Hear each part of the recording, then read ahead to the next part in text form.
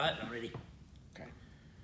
Hi, I'm Mark from the Massage Place, and this is Walt Fritz, and I'd like to introduce you from Foundation Myofascia Release. Yes. Nice to be here, Mark. Thank you. Yeah. Walt, can you briefly describe your method of myofascial release? Okay, sure. My method of myofascial release, first of all, I don't think we can affect the fascia primarily, even though we're doing myofascial release.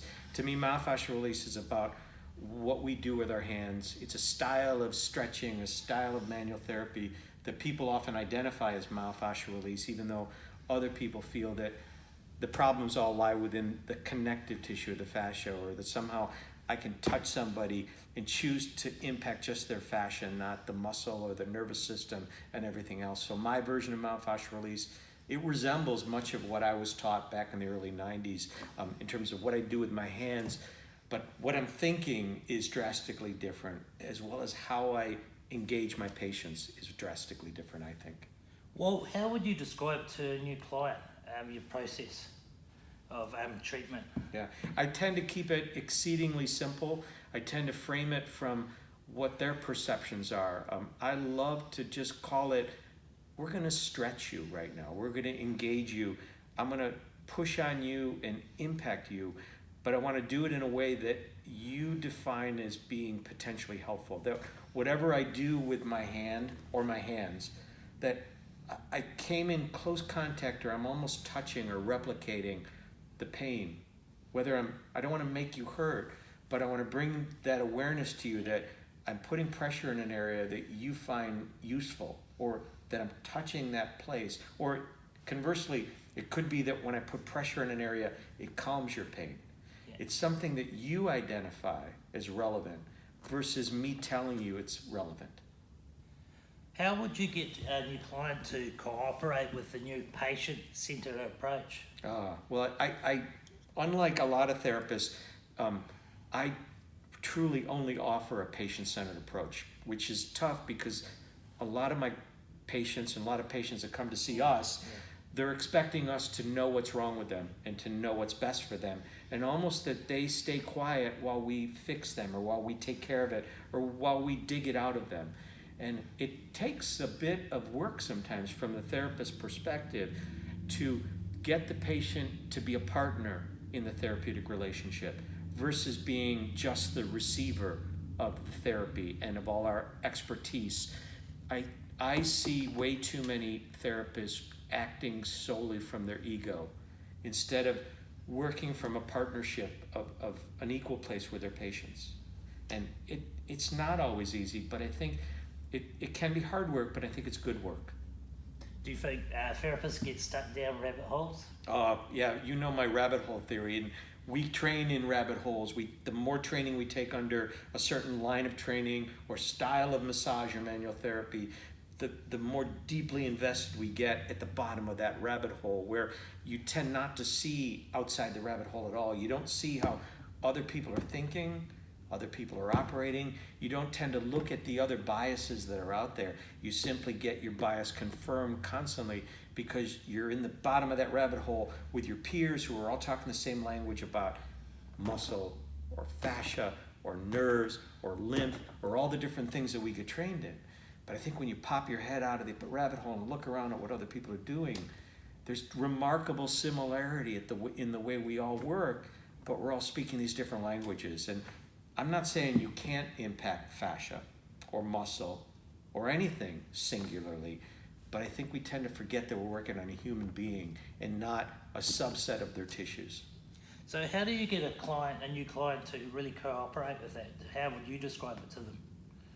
I describe it to them as I do manual therapy, I do stretching, I do a style of poking and prodding that I look for something that has meaning to them. Again, right from the start, my patients are coached, they're educated that this is a partnership, and I need them to be an active participant in this partnership. I love to use the phrase negotiation in my seminars because I need to negotiate with my patient a stretch or a pressure or an impact that they feel is useful, but without overplaying what I think is safe for them or for me. Okay, it's about a constantly fluctuating narrative of negotiation.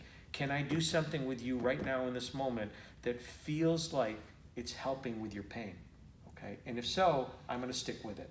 And how do I do it? I figure out the person on the table, and everybody's different, and the process is different every single time. But that's what makes it good work, because it's unique to the individual versus me just applying what I think is best for you. Honestly, how many treatments should a client experience before they should get a result? I know it can vary, but right. And what is a result? Right? Is it complete resolution? Is it? Here's the only promise I make in my practice. Well, not the only one. Things like I'm going to show up on time, et cetera, right? But the promise in terms of therapeutic outcome is not that anything else except within 3 sessions, something that you and I are doing together should be making a meaningful, lasting change in the reason you walked in my room, or we don't keep doing it.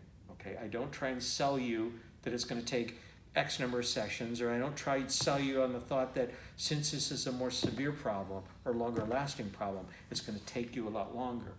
It might, but never without you feeling like we're making progress all the way. And that's why I love that within 3 sessions, something should be making a difference concept, because it doesn't feel like I'm hard selling you, right? It doesn't feel like you're buying into something that there's no end to. It's a rabbit hole in and of itself of money or time or emotional commitment. So 3 sessions, that's my promise. Oh, that's good. Sometimes you're a bit vague. You don't like to... Me? I'm vague in conditions. Client comes in, you don't... Commit. Commit. Yeah. Commit to a tissue. Yeah. Commit to a pathology. Yeah. And what's the advantage of doing that? What's the advantage of doing that? Well, some people find it really obnoxious because I won't commit to it's a trigger point, or it's a fascia restriction, or it's a muscle, an inhibited muscle. Pick your poison there, right? Because there's no certainty of what it is, of what the problem truly is, which sounds counterintuitive from supposedly an expert in myofascial release like me. I should know that what's wrong with their fascia. But the more I learn, the more I realize I'm not quite sure what it is. The more I look at all these different models, the more I realize everybody's got a story, but can all those stories be either right or wrong? Or maybe there's a simpler explanation, right? It could be their muscle or their fascia or their nerve or their lymph or whatever it is. Or maybe it's just a part of their brain, their central nervous system, their perceptual awareness, past or present, that is holding on to a remnant of something that happened in the past. And even though we think we're working with the muscle or the fascia, maybe we're really just working with the human being, right? Instead of the tissue. Somebody I know and respect really well said something once. It's like, teach the person, treat the person, not the tissue. And I think that's something we should all remember. Oh, definitely. What do you think the future of manual therapy or myofascial release is? I see glacial change, right? Although glacial change is quicker now with global warming, but very, very slow change. I would love to think that these concepts of neurological and perceptual awarenesses with what's happening when we interact with our patients are becoming more accepted, but there's still a lot of emotional investment into the rabbit holes, into how people teach and how people train. And when if you're trained from a muscle perspective, if you have results with your patients, that seems to validate the narrative, when it truly doesn't. It just means that you interacted with the person in a good way, right? Do I see the future changing quickly? No, it's going to be slow, but I do see it happening. Well, thank you, Walt. You're welcome. Really appreciate this. Yeah, thanks for being here. You've really slowed down the way I practice and changed the way I practice and given me a lot of different ideas. Good. That's good. And it's not that I'm trying to squash what you learned or who you learned it from. It's just maybe include your client or your patient more in the determination of what should be done versus you being the expert. So, thanks. Thank you.